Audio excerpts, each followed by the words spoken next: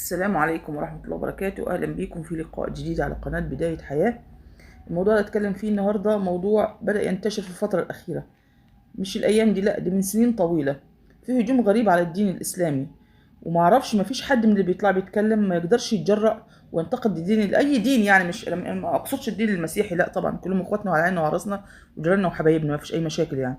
بس ليه متعمد الدين الإسلامي بالذات وثوابت الدين لكل طالع بيتكلم فيها إعلاميين؟ انا اعرف انك انت اعلامي او انك انت راجل كاتب صحفي تطلع تتكلم فيما يخصك، لكن الدين ده يا جماعه دي ثوابت ما ينفعش نلعب فيها. يعني الوقت بداوا يتكلموا في التاريخ مش مشكله، لكن الدين دي ثوابت وتخص اي انسان عنده عقيده سليمه ويزعل عشانها. اخر المقترحات في التغييرات في الثوابت الاستاذ احمد سالم الاعلامي، طبعا راجل معروف بيجي على قنوات التلفزيون، انا مش متابعاه بس اتفاجئت بالبوست ده ان هو طالع بيعمل زي استفتاء ان ايه رأيكم في اذاعة القرآن قبل الصلاة وبعد الصلاة في مكبرات الصوت. هو من امتى الامور الخاصة بالدين يا جماعة بتبقى محل استفتاء وبتبقى تنشر كده على عامة ويختار انا اقول رأيي في لبسي، في اكلي، في شربي، في قانون في الدولة، لكن حتة الدين دي مش مجال ان احنا نتناقش فيه وان ده موافق وده ضد، ما ينفعش الكلام ده. من امتى؟ ما احنا طول عمرنا بنسمع القرآن بصوت عالي وبنسمع الأذان بصوت عالي، يعني حتى المسيحيين نفسهم بيروحوا بيعزوا في أي صرادق بتاع عزاء للمسلمين بيقعدوا بيستمعوا القرآن بكل احترام. وشوفنا الموضوع الأخير بتاع الفنان جورج وسوف، طبعا معروف إنه راجل قبطي، لما ابنه توفى وديع طلب من شيخ صديق لي يعني إن هو يقرأ سورة مريم في العزاء. لا شفنا واحد مسيحي من اللي قاعدين اعترض، ولا راجل اعترض، يعني في حرية عقيدة في البلد. ليه عايزين نصير فتنة في البلد؟ وانا انا كمسلمة لما الاقي بيتحط دايما على الدين بتاعي ما طبعا هزعل. طب ده انا ست متعلمة وبقول الكلام ده هو. طب لو واحد جاهل بقى، يعني هحكي لكم موقف والله، يعني موقف مضحك مبكي، يعني موقف مضحك مبكي حصل عندنا في الصعيد زمان، واتحكيت لي الحكايه، انا ما حضرتهاش شخصيا يعني. كان في قرية كده جنب قريتنا، سمعت على القصة دي. سمعت ان كان في صلاة الجمعة، فالامام الشيخ اللي بيخطب الجمعة بيحكي عن حادثة الإفك. حادثة الإفك دي اللي هي في أحد اليهود اتهم السيدة عائشة رضي الله عنها وأرضاها بأن أعوذ بالله بأن هي زنت.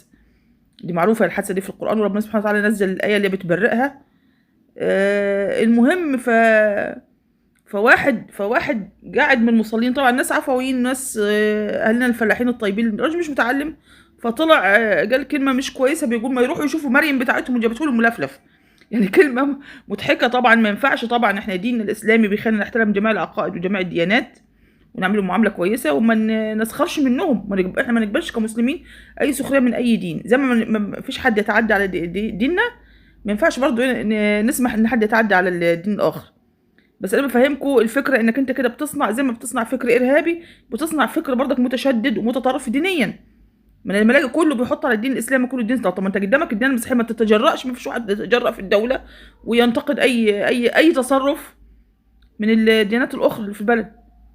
ده احنا شفنا رئيس الدوله في الفتره الاخيره المعابد اليهوديه، المفروض لو عدت اليهود اللي في مصر الموجودين في مصر بعد ما كلهم مشوا سنه 48 على اسرائيل، يتعدوا على الايد، يعني بتاع ما يتعدوش ال 20 ولا 30، ما فيش كمان 30 يمكن هي اسره الموجوده في مصر من اليهود، ورغم ذلك كلف مليارات وشيد لهم المعبد بتاعهم.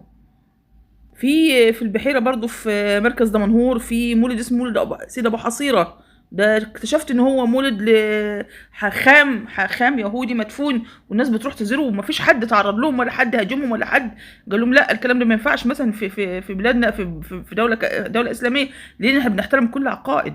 ان كان في بعض متطرفين وان كان في بعض متشددين، لكن ده ما نعممش، ما نقولش كل المسلمين كده، ما نقولش كل المسلمين كده. لكن انا كمسلمه اعترض ان في حد يتدخل في ايه حكايه الاذان كله طلع لي الممثل، لا كمان الممثلين، انت اصلا بتصلي وقت 62، انت بتنام على الخمره وتقوم على الخمره، الا من رحم ربي منكم. طبعا فيهم ناس محترمين، الممثلين دول بيطلعوا بينتقدوا الوقت شرير رضا ما اعرفش ومين، يقول لك لا الاذان اصل صوت مزعج، صوت مزعج، وانت والجرف اللي انتوا فيه 24 ساعه ده مش مزعج بالنسبه لك؟ صوت الاذان، وانت تعرف يعني ايه اذان اصلا، وتعرف يعني ايه صلاه؟ انت لا بتصلي ولا بتركعي، انتوا عالم ربنا سبحانه وتعالى كده، يعني ختم الله على قلوبكم. انتوا مالكم، انتوا مال لازم طول عمر انا نفسي عندي 52 سنه طول عمري اسمع الاذان واسمع. هو الطبيعي طبعا، الطبيعي طبعا اني حته الاذان دي بالذات لازم المفروض اللي يأذن يكون صوته جميل، يعني زي قراءة القرآن كده، يعني مش هنضحك على بعضنا، خلينا احنا بشر، احنا بشر وبنميل، الفطرة بتاعتنا السليمة بتميل للشيء الجميل. يعني لما بتسمع صوت قرآن من شيخ، يعني في مشايخ كده تمس القلب وتحس انك انت بتبكي لما بتسمع صوتهم. اول اذان تقول الله، حتى ممكن يكون طفل ويأذن وتسمع صوت الاذان تلاقيه جميل جدا. فالطبيعي المفروض اللي بيأذن ده اللي لاقي عنده القدرة انه يكون صوته جميل يأذن. لكن مش معنى كده ان انا امنع الصوت العالي في حكايه الاذان. ما هو طبيعي ان ايه فكره الاذان بالصوت العالي؟ ايه الفكره؟ ما ان هو هي ايه او ايه الحكمه من الاذان؟ ان هو بينده الناس في غفله، في ناس نايمه وفي ناس غفله ولاهيها الدنيا، واللي قاعد قدام تلفزيون واللي قاعد قدام مسلسل واللي قاعد قدام فيلم واللي سهران بيضحك واللي قاعد في، بيقول لهم تعالوا هلموا الى الصلاه، الصلاه اهم من ده. فالمفروض في الطبيعي ان يكون صوت الشيخ اللي يلاقي نفسه صوته مناسب وصوته جميل.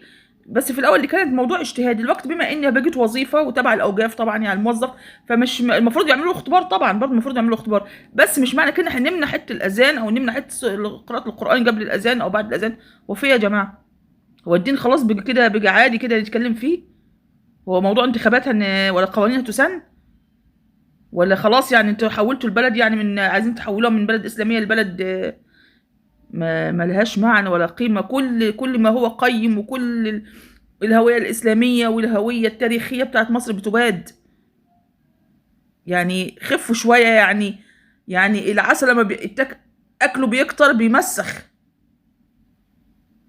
يعني أنا النضارة اللي لابساها دي نضارة زي ما انتم شايفين كده من غير دراعات. دي أنا كان بعد سن ال40، طبعا أنا عديت ال50. بعد سن ال40 طبيعي والناس عارفة كلها، بعد سن ال40 النظر بيضعف. أنا نظري الحمد لله ما ضعفش، بس أنا كانت مشكلتي مع القراية. ممكن كان الارقام والاحياءات الصغيره، الحروف الصغيره اشوفها من قريب ما اشوفهاش كويس، يحصل زي مشى كده، لكن من بعيد اشوفها كويس جدا. المهم رحت للدكتور وشخص الحاله، ما اعرفش بعد نظر ولا جسر نظر ما اعرفش. عمل النضاره حلوه جبتها قيمه، كانت مبلغ كويس، عملتها من حوالي 5 6 سنين عشان الشغل بتاعي طبعا، إني كنت لازم ابص للحياه الدقيقه وكده. فالمهم جبتها وكانت مظبطه وزي الفل. المهم كل يوم والتاني عشان بتحرك في الشغل فترجع مني تتكسر، اجيب واحده غيرها تروح مكسوره. طبعا انا مش قاعده على بنك. فحد من اخواتي ابن حلال كده عندهم برضه نفس المشكله، بس هم ايه ما بيجروش كتير يعني. فلقيته ماسك نضاره كده بيديها لي، يقول لي خدي شوفي دي، حلوه مكبره بس ترى مش طبيه. بكام دي؟ حلوه ب 50 جنيه. لا طب ما دي كنت مثلا شاريها ب 250. طب والله حلوه وجميله وبرضه بتتكسر مني، يعني يجي عندي حفيدي او اي حد يدوس عليها او انا سبحان الله تتكسر. المهم لازم كل اسبوع ليا واحده. فانا حتى ممكن تلاقوني في كتير يعني انا عشان انا مناخيري كبيره من هنا كبيره، فهي واقفه ثابته، يعني مش محتاجه سلسله ولا اي حاجه، مش محتاجه الايد تتكسر ما تتكسرش. بس الشاهد اللي انا عايزه اوصل له واقول لكم ايه يعني. ايه اللي حصل دلوقتي بقى في نظري؟ من كتر ما استرخصت النضاره ام 50 جنيه وتعودت عليها وجميله بقى، ان انا بقيت بلبسها طول اليوم، لدرجه بص لما بخلع اشوف بص لازم اعمل كده. على ما اعتقد يعني كده، انا ما كشفتش من 5 سنين، انا ما اعتقد ان نظري اتاثر. يعني كانت مشكلتي في الاول في القرايه، دلوقتي لا اتحولت مشكله نظر من كتر لبسها.